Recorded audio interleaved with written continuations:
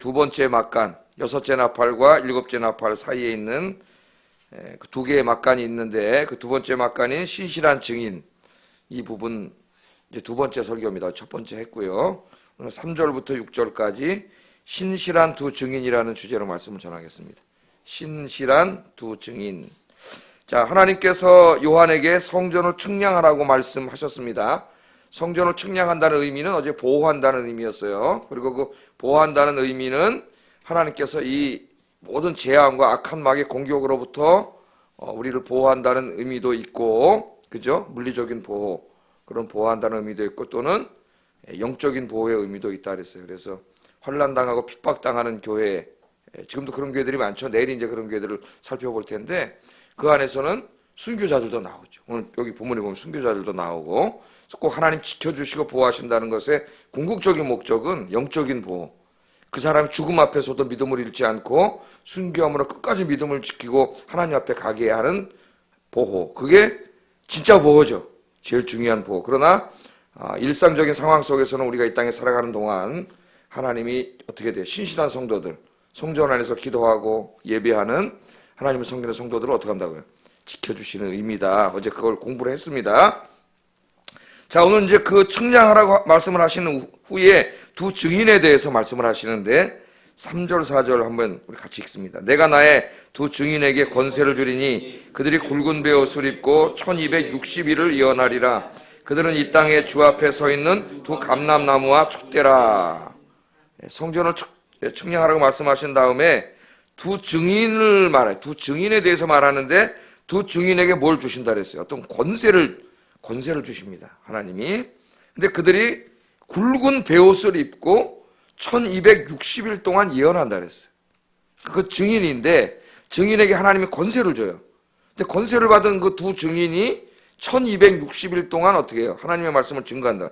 근데 굵은 베옷을 입고, 이제 굵은 베옷을 언제 입는지를 좀 이따 한번 살펴보겠습니다. 굵은 베옷을 입고 1260일 동안을 예언하는데 그 두 증인이 누구라 그랬어요? 이 땅에 주 앞에 서 있는 두 감람나무와 두 촛대다 그랬습니다. 감람나무와 촛대다 그렇게 말을 했어요. 자, 왜 두 증인인가? 왜 둘인가? 여기에 대한 이제 세부적인 거 뭐 해석은 좀 그 요한계시록 연구자들에 따라서 좀 다릅니다. 특별히 이제 요새 좀 감사한 것은 그래서 학문적으로 깊이 연구한 요한계시록 주석들이 한글로 많이 번역이 돼서 또 우리 목사님들이 많이 이렇게 접할 수 있게끔 자꾸 이제 번역도 옛날에는 막 엉망진창이었는데 요새 번역도 상당히 그래도 웬만큼 잘 돼가지고 그렇게 돼서 이제 좀 풍성해지고 목사님들이 강단에서 이렇게 좀 계시록을 연구하는데 아주 무슨 옛날 이상한 자료가 아니라 최근의 학자들의 자료들을 많이 볼 수 있어서 참 감사한 일이에요. 근데 이제 세부적인 조그만 것들은 조금씩 달라요. 왜 둘인가? 그러나 대체적으로 우리 개혁주의, 복음주의 안의 학자들은 이 둘은 이 증언의 신빙성을 나타낸다 그래요. 두 증인이 뭐 모세와 엘리야니 뭐 별 소리가 다 나오는데 그런 건 아닌 것 같고, 이렇게 이제 항상 구약 성경과 신약 성경에 보면은 한 사람의 증언은 믿지 않죠. 우리 구약에도 있죠. 왜?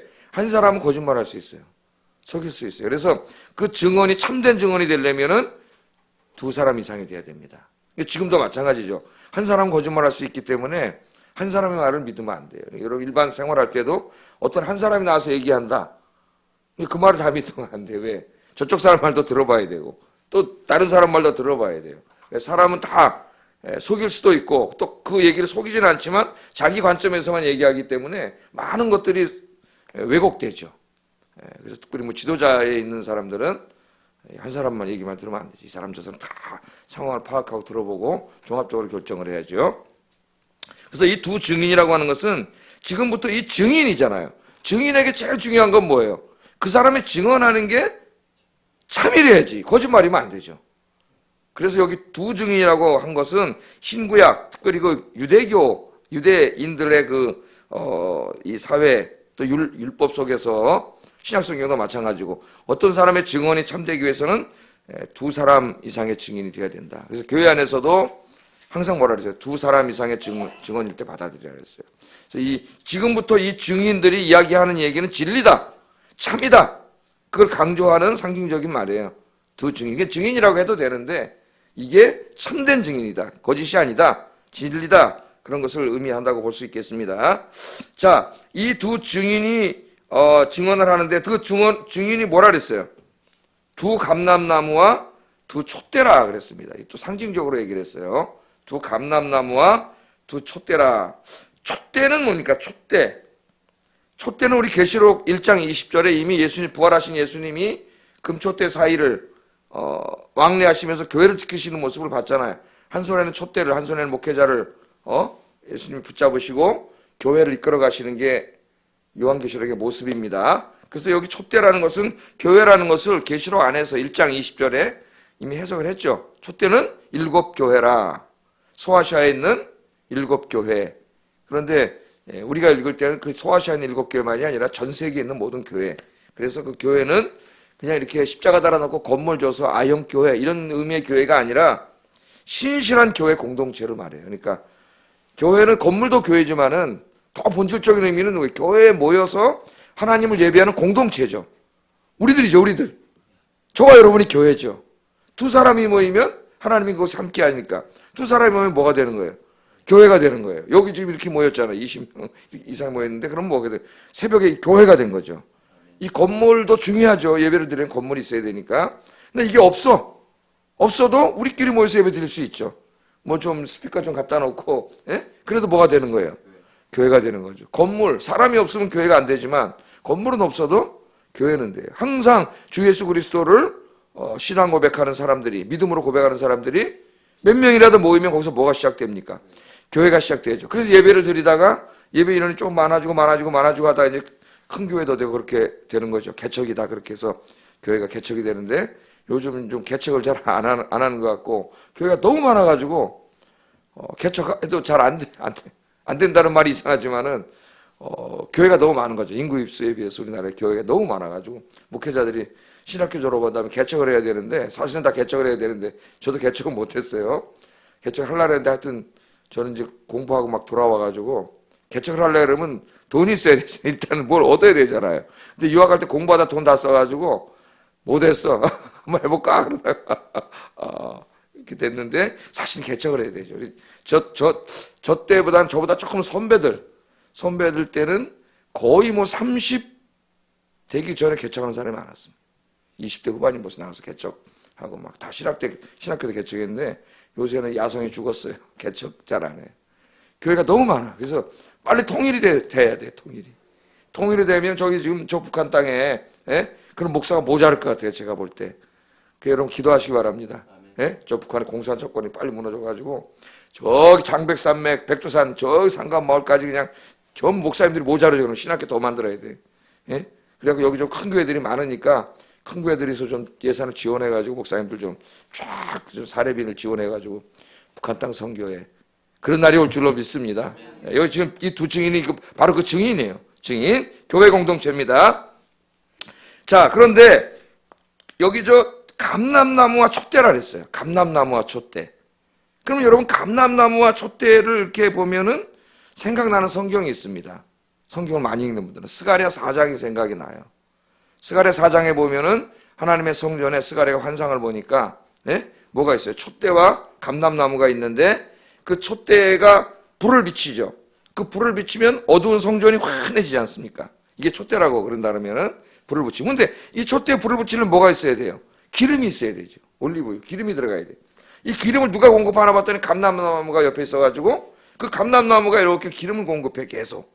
그러니까 교회가 기름이 계속 공급이 돼가지고 불이 펴서 어두운 성전이 어두울 시간이 없어. 계속 환하게 비치는 모습을 스가랴 4장이 보여줍니다. 한번 집에 가서 읽어보세요. 스가랴 4장. 그러면서 여기에 그 촛대, 하나님의 성전에 기름을 공급하는 촛대인 감람나무, 두 감람나무는 제사장 여호수아와 총독 스룹바벨이라고 이야기해요. 그것도 상징적인 말이죠. 제사장 여호수아와 총독 스룹바벨이다. 그러니까 누굽니까 이 사람들이? 지도자죠. 지도자. 그러면 여러분 이걸로 한번 교회의 모습을 한번 그려보세요. 교회는 영적인 지도자가 뭘 공급해요? 기름을 공급해서 촛대에 기름이 들어가가지고 그 기름이 불이 붙어가지고 그 빛이 환하게 교회 어두운 성전을 환하게 비치는 모습이잖아요. 그 모습이 딱 들어오죠. 근데 천사가 이거를 보면서 뭐라고 해석을 하냐면은 스가랴 4장 6절 7절에 보면 이런 말을 해요. 만군의 여호와께서 말씀하시되 이는 힘으로 되지 아니하고 능으로 되지 아니하고 오직 나의 신으로 되느니라. 큰 산아 내가 무엇이냐, 내가 스룹바벨 앞에서 평지가 되리라. 이런 말을 해요. 이 유명한 말씀이에요. 우리 기도할 때도 많이 하는데 우리 목회자들이 하나님의 일은 힘으로 되지 않는다. 인간의 힘으로 되지 않아요. 인간의 힘으로 되고 지혜로 되면 하나님 목회자를 누구로 세웠을까요? 공부 제일 잘하는 전교 1등, 전국 1등 세우겠지. 그럼 걔가 머리 제일 좋고 공부 잘하니까 뭐 명문대학 나와가지고 그렇게 되겠죠. 그러나 그렇지 않아요. 그걸로 하는 게 하나님의 일은 힘으로 되지 않아. 인간의 지혜로 되지 않아. 뭐로 돼요? 나의 신으로 되느니라 그랬어요. 나의 신은 하나님의 신은 성령이에요. 그러니까 하나님의 일은 성령 충만한 사람들이 하는 거지 이 땅에 지식 충만한 사람들이 하는 게 아니에요. 지식으로 힘으로 되지가 않아요. 인간의 방법으로 돈으로 되지가 않아요. 그 뭐 돈 많으면 되는지 알고 그러다 망한 사람이 많아요. 뭘로 되는 거예요? 오직 하나님의 영으로 되는 거예요. 하나님의 영이 충만한 영적인 지도자가 있고 그 지도자와 함께 믿음의 공동체, 성령 충만해서 하나님을 사랑하고 복음을 사랑하는 그런 믿음의 공동체가 있는 곳, 그곳에서 역사가 일어난다 이거예요. 할렐루야. 세상적인 그게 필요 없어요. 공부를 뭐 지식을 무시하는 게 아닙니다. 지식도 공부해야죠. 열심히 목사들이 공부해야죠. 연구하고 공부하고. 그러나 인간적인 것만으로는 되지 않는다. 하나님의 신으로 되는 거다. 그것을 보여줍니다.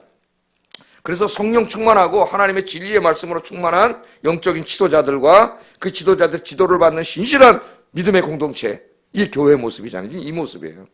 이 교회가 어떻게 해요? 증인의 사역을 감당하는 거예요. 이런 교회들은 복음을 전하죠. 증인의 사역을 감당하는 거예요. 그래서 예수님도 제자들을 모아놓고 제자들에게 어떤 그 자기 정체성을 가르쳐 줄 때 너희는 세상의 빛이라. 이 말입니다. 너희는 세상의 빛이라.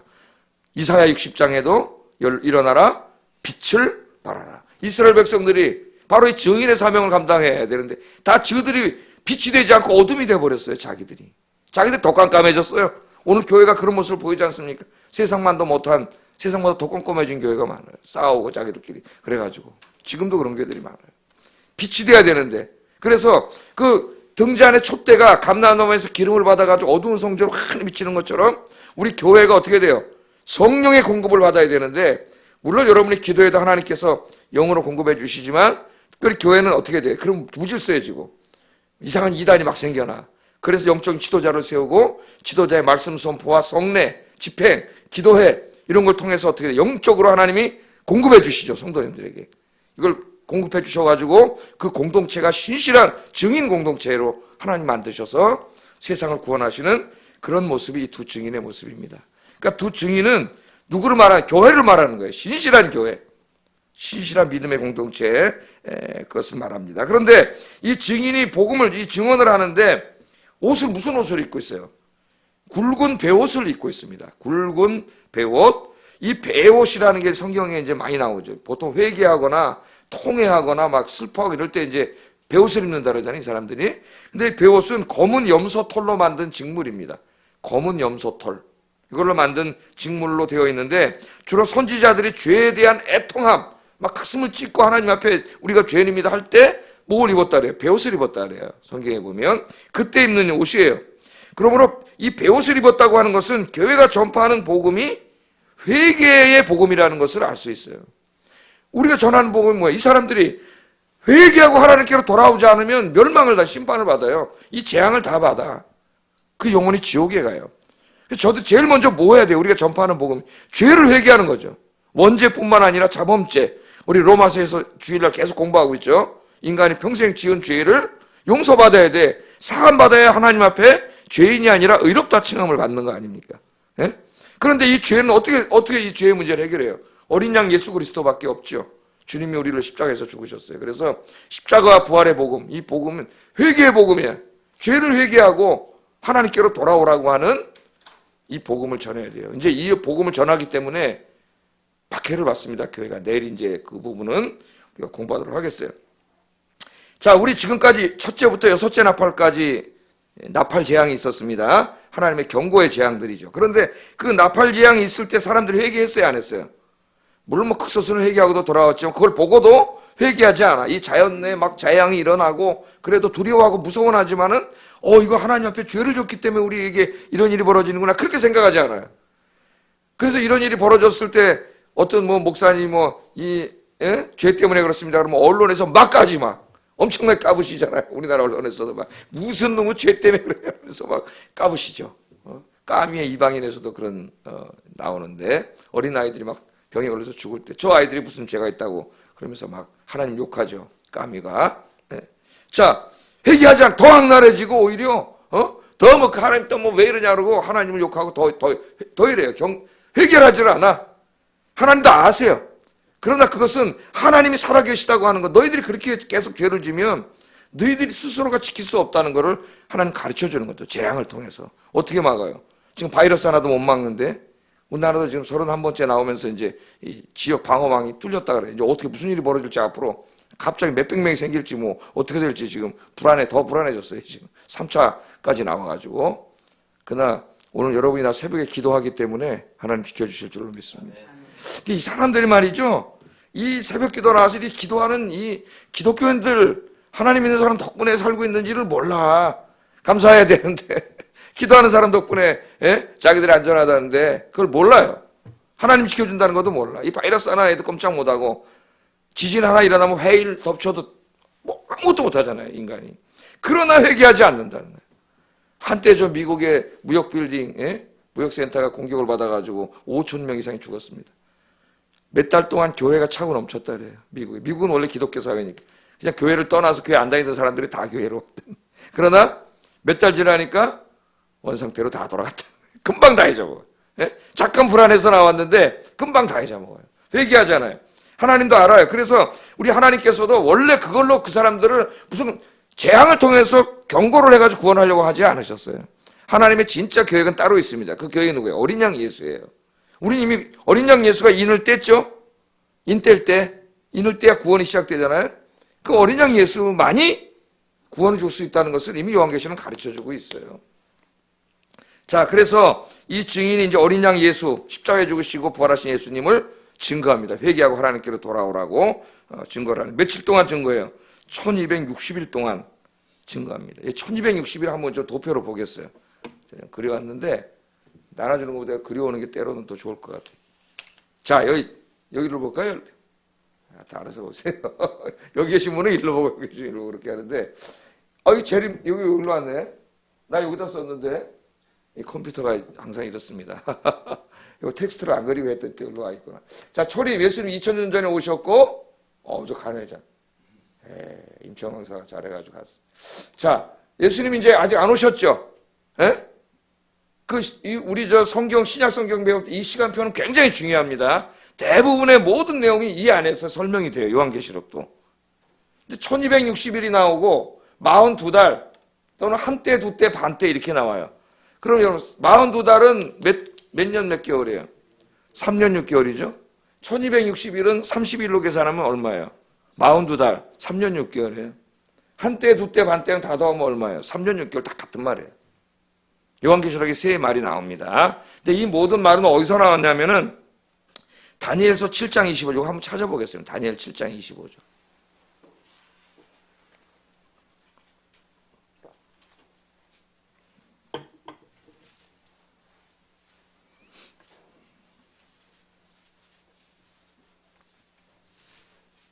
다니엘 7장 25절.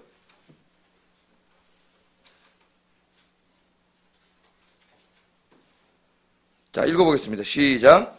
그가 장차 지극히 높으신 이를 말로 대적하며 또 지극히 높으신 이의 성도를 괴롭게 할 것이며 그가 또 때와 법을 붙이고자 할 것이며 성도들은 그의 손에 붙임 바 되어 한때와 두때와 반때를 지내리라. 여기 한때와 두때와 반때 이게 나오죠? 한때, 두때, 반때. 우리나라 사람들은 한때, 두때, 반때란 말이 익숙해요.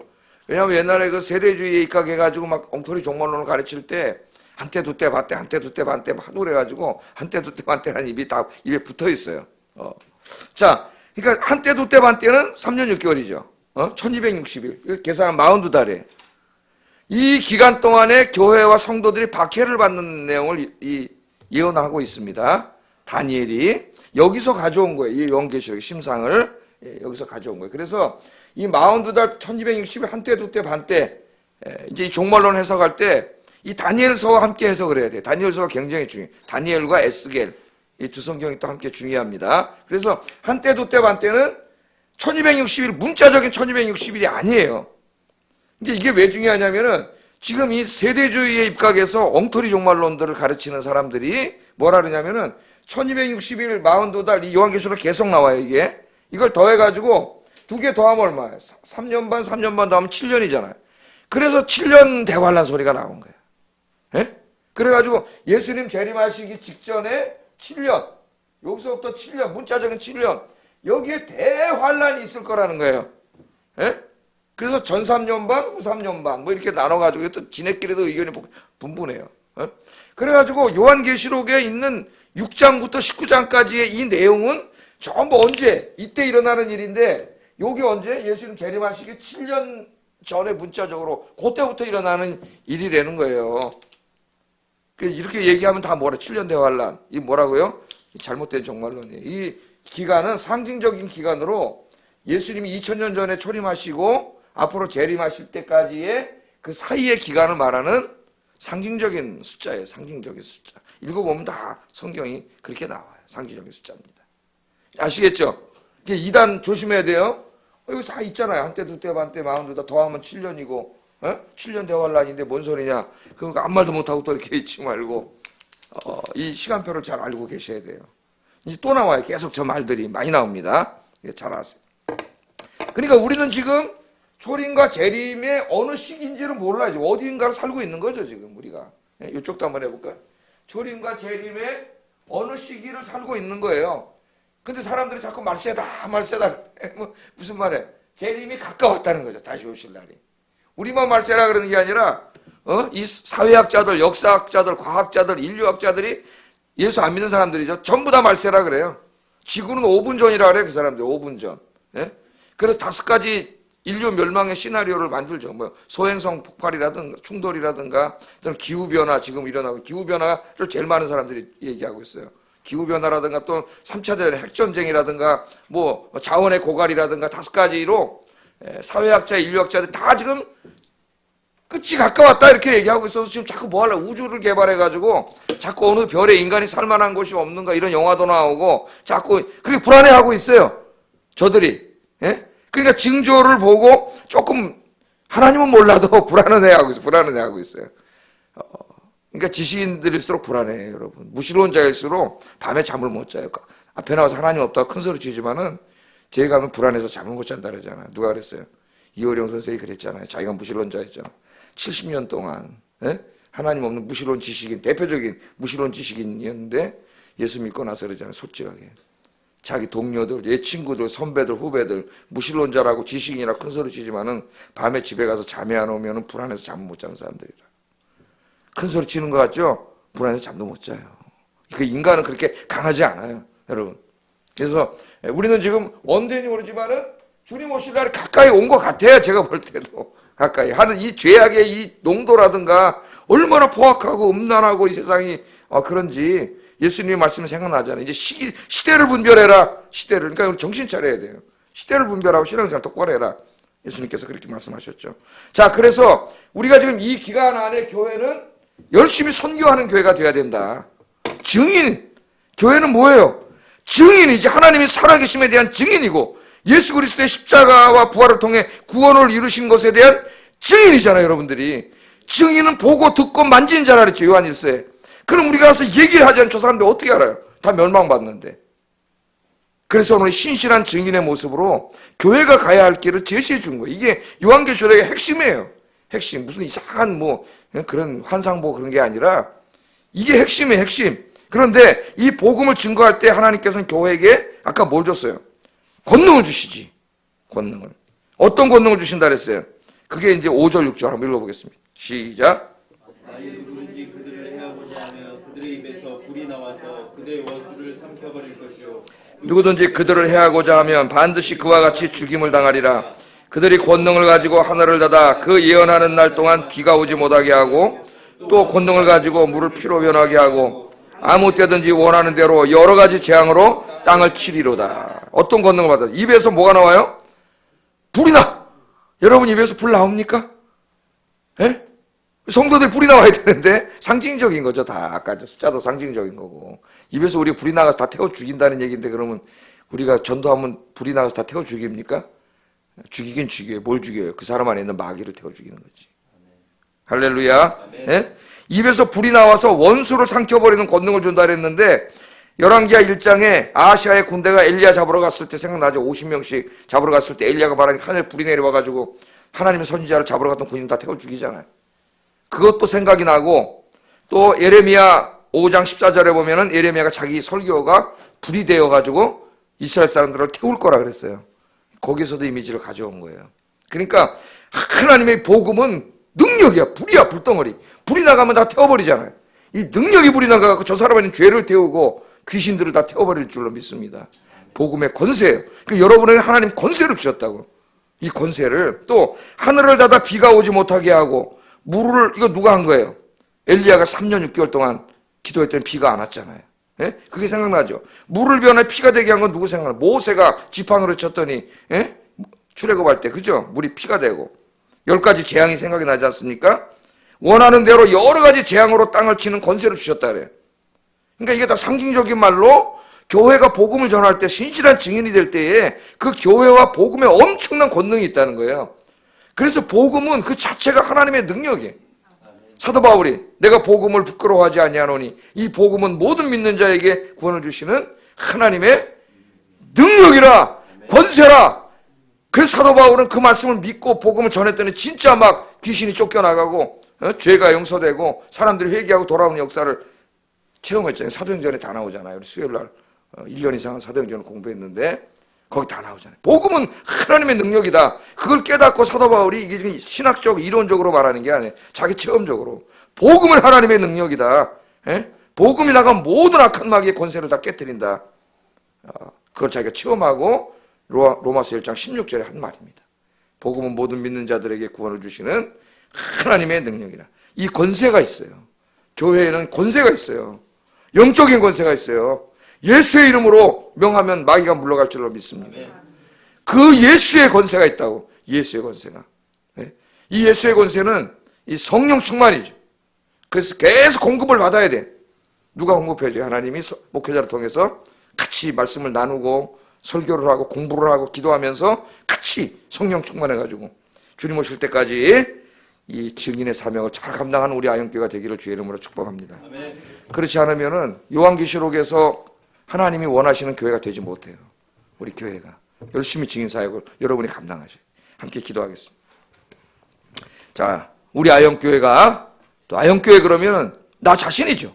나 자신이 열심히 십자가의 부활의 복음을 증거하는 증인의 사명, 이 계시록 11장에 주님이 원하시는 그런 성도, 그런 교회가 되게 해달라고 함께 기도하고, 복음은 하나님의 능력이라고 했사오니 내 입으로 복음을 전할 때 회개하고 마귀가 쫓겨나가고 사람들이 돌아오는 역사가 있게 해주십시오. 기도하겠습니다. 사랑과 은혜가 충만하신 아버지 하나님, 오늘 두 증인의 하나님의 환상에 대해서 공부했습니다. 이 두 증인은 누굽니까? 신실한 교회 공동체, 주 예수 그리스도의 십자가와 부활의 복음으로 진리의